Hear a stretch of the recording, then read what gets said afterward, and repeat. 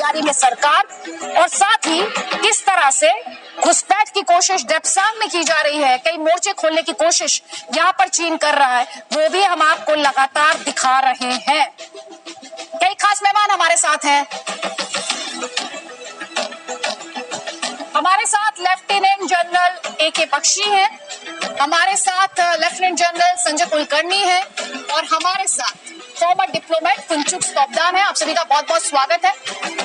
जय हिंद कुलकर्णी सर। सबसे पहले ये जो बड़ी खबर हम अपने दर्शकों को दिखा रहे हैं, हम कह रहे हैं कि किस तरह से अपने दर्शकों को ये वर्ल्ड एक्सक्लूसिव के तहत बता रहे हैं। जनता का जो सवाल है वो भी अपने दर्शकों को जल्दी से हम बता देते हैं कि पूर्वी और उत्तरी लद्दाख में 3 डिवीजन फोर्स की तैनाती का मतलब क्या है सर? जनरल कुलकर्णी सर, आपका जवाब।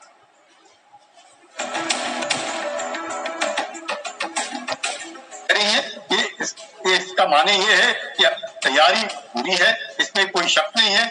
चीन को इस बात का अंदेशा पक्का होगा और गलवान में जो घटना घटी उसके बाद और जिस तरीके से उसको मार पड़ी, उससे इस बात का उसको भी अंदेशा है कि हिंदुस्तान के साथ हम छेड़खानी नहीं कर सकते।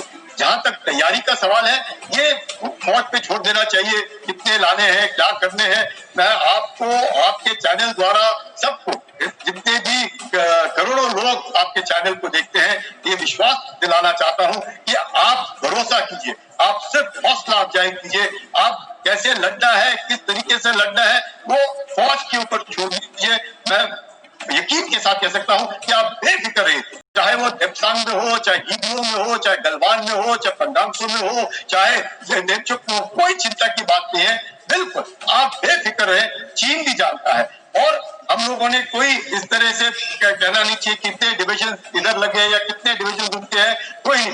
क्या आपको मालूम है आज की तारीख में साउथ चाइना सी में अमेरिका ने 3,25,000 सैनिक 3,25,000 सैनिक अमेरिका के साउथ चाइना सी में हैं, जापान के हैं, ताइवान के हैं। तकरीबन अमेरिका के 60% शिप्स साउथ चाइना सी में लगे हैं। समझ सकते हैं आप ये क्या हाल है। समझिए 1947 से पहले कश्मीर रियासत का हिस्सा हुआ करता था अक्साई चीन। उस समय राजा कौन थे आपको याद होगा? राजा हरि सिंह थे, जिन्होंने 1947 में विलय का ये समझौता किया था। इस विलय के समझौते का सीधा सा मतलब था कि 1947 में कानूनी तौर पर अक्साई चीन भारत का हिस्सा बन गया। लेकिन 1947 के बाद चीन ने इसमें घुसपैठ शुरू कर दी और तत्कालीन जो सरकार थी, नेहरू सरकार थी, उसने चीन की घुसपैठ को रोकने की कोशिश नहीं की। 1957 यानी करीब 10 साल बाद चीन ने वहां पर सड़क बना ली और 1957 के 5 साल बाद यानी 1962 की जब लड़ाई हुई तो चीन ने इस पर कब्जा कर लिया। भारत चीन से कब्जा खाली करने को कह चुका है। गृह मंत्री का आपको पार्लियामेंट में बयान भी याद होगा, जिसमें उन्होंने साफ साफ ये कहा था कि जब वो जम्मू कश्मीर की बात करते हैं तो सीधे तौर पर पीओके और साथ ही अक्साई चीन की भी बात करते हैं। ये भारत का हिस्सा है। जल्दी से ताल ठोक के जनता का अगला सवाल हम आपको बता देते हैं।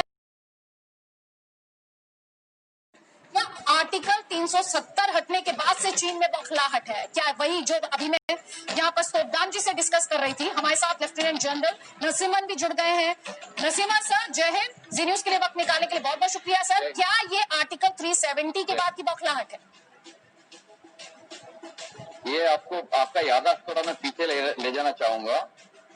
2013 में अगर आप जाएंगे तो दिप्सांग बल्ज में एक प्रॉब्लम, इसी मुताबिक एक प्रॉब्लम खड़ा हुआ था और 2014 में चूमर के इलाके में इसी मुताबिक का प्रॉब्लम खड़ा हुआ था। 2017 में जब डोकलम का जो प्रॉब्लम चल रहा था उस समय पे पांटुनसो के ऊपर पत्थरबाजी भी चली थी। तो ये इसलिए मैं ये नहीं मानता कि ये सिर्फ आर्टिकल 370 की वजह से है। इसका एक थोड़ा लंबा एक हिस्ट्री, इसका इतिहास है।